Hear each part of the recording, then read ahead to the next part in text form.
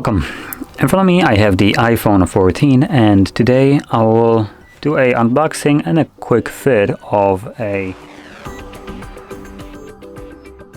case that I have for this specific phone. So this will be the Urban Armor grade case for the iPhone 13, 14, so I assume they're basically the same size and shape and everything.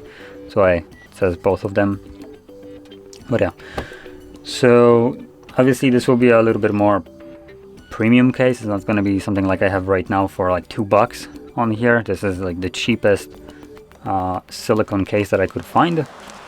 Absolutely cheap. Also in terms of quality, obviously it's super thin, nothing special.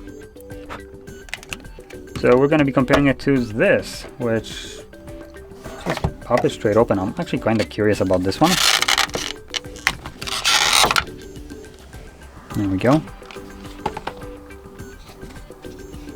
There is a little bit of spacing inside.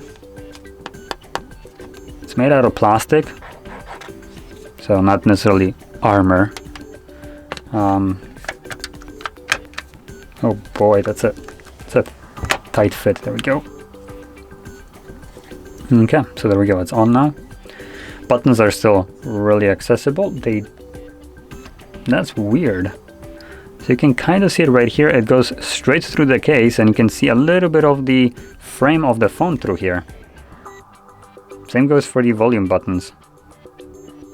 Now I assume this makes it easier to press because the button right here, even with this case, it's relatively easy to press. So really nice choice here to go like this, when it makes it so much easier to press the button compared to if you would go with something like, for instance, this Spigen case, which has no such a thing. So the silicone adds a little bit more resistance to pressing it.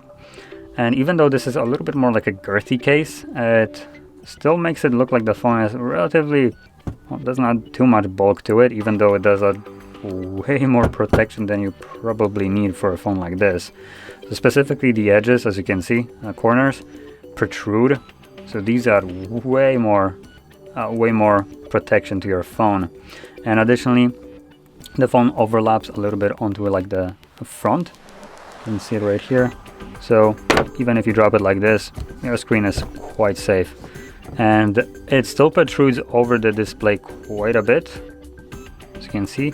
And I do have tempered glass applied onto the phone. But one thing that I can see right now, I would probably need to apply it again.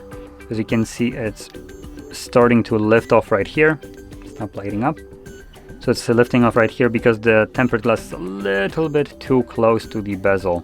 So if I would take this off, it would just go back, as you can see. So yeah, when you buy a case, I do recommend applying tempered glass after you put on the case. This is gonna make it much easier, and you won't have problems like this. So yeah, but other than that, you can see the case is pretty well protected.